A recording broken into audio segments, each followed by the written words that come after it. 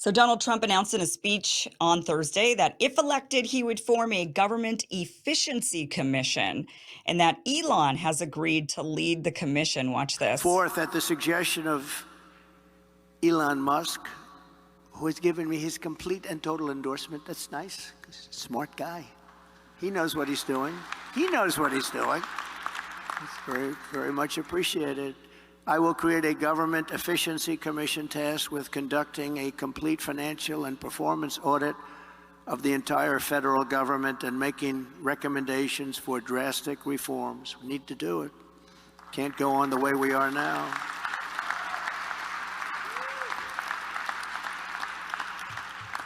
And Elon, because he's not very busy, has agreed to head that task force. Be interesting. If he has the time, that'd be a good one to do it. But he's agreed to do it. Okay, this is pretty interesting. When I first heard of an efficiency commission, and I'm thinking Elon Musk, my mind went straight to energy efficient. Right? Like maybe Elon Musk is going to help make things, work on energy dependence on the all of that, right? But that is actually not what this efficiency commission is about. This is about bureaucracy. What's really interesting about this is Elon Musk has a unique perspective in that he works in China. He's one of the only companies, if not the only company, that's allowed to be sole owner inside of China of his own company rather than having to split it with a Chinese company. So he's very familiar with we call Chinese bureaucracy, right, and the United States bureaucracy. And one thing that a lot of these tech entrepreneurs, when they go over to China, one of the comments they make is they'll always say, "Look," and they always have to couch their statement. They say, "Look, I'm pro democracy. Don't get me wrong. I love democracy. I'm pro democracy, but the bureaucracy in democracies makes things very difficult. It's extremely slow. It's not very efficient," is what they say over and over. Whereas China, which operates less like a democracy, the government just sorts of just decides things, speeds things through. It is more efficient. So what is interesting about this is Elon Musk is apparently going to lead up an efficiency commission that is going to help unravel the bureaucracy. Now, I think there's a lot of good that could be done there. I think there's nothing. It's going to be interesting to see exactly how the right how they embrace this because they're the ones who are super super anti-China. But I could tell you, probably a lot of these efficiency policies are going to be coming from Elon's experience in China. So when people find out that we're actually crafting a government that's more efficient, that's similar to the Chinese, to the CCP, I don't know exactly what kind of, if there's going to be some pitchforks and mobs on social media coming after Elon Musk over it, or if people will just say, well, that's okay. We will actually take some of the good from China. They've got some things that work. So let's go ahead and copy those things that work. And it's all right. We could still demonize them over something else. It'll be interesting to see if people start connecting those dots. So this is actually making things more like China.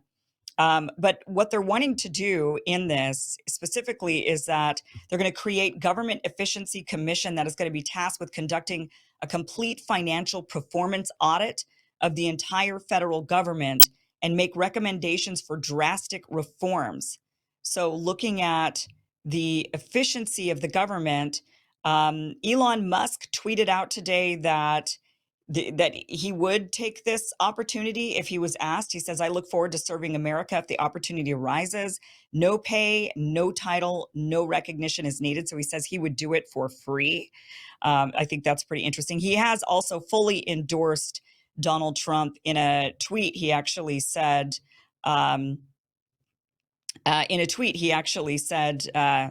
that, let me see if I can find that tweet. Sorry, guys, I'm trying to get things figured out here, but here it is. He says, "I have never been materially active in politics before, but this time I think civilization as we know it is on the line.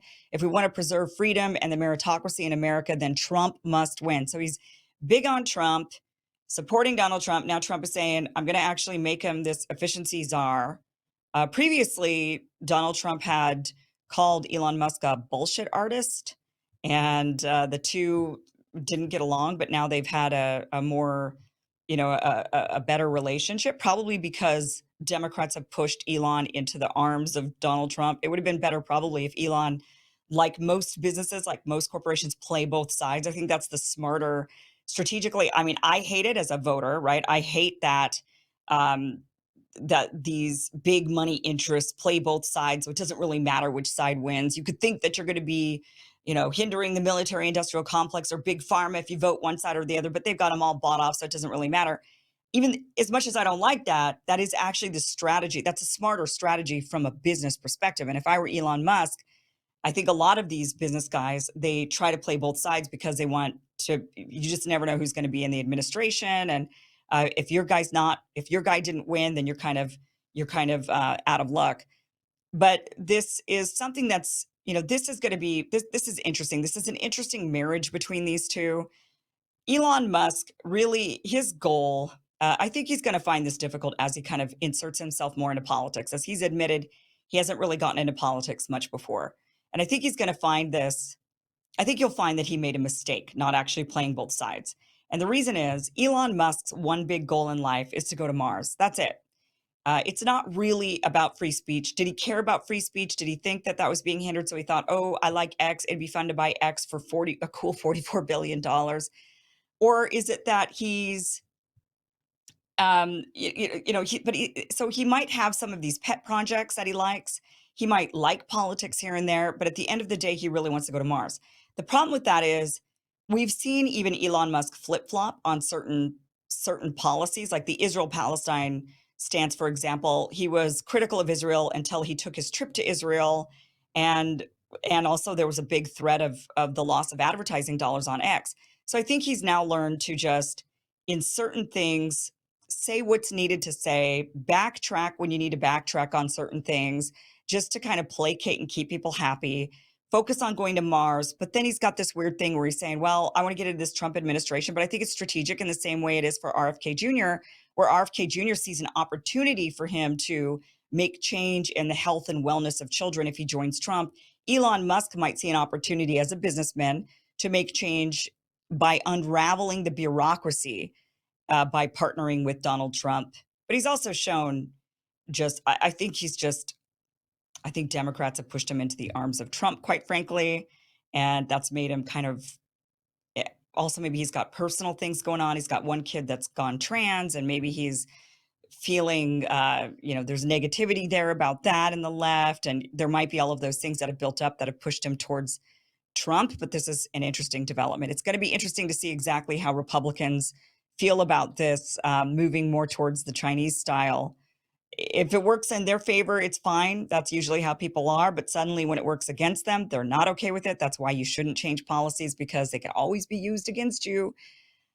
Interesting, but interesting to see these two joining together and Elon Musk being another one for Donald Trump to add to his upcoming potential administration.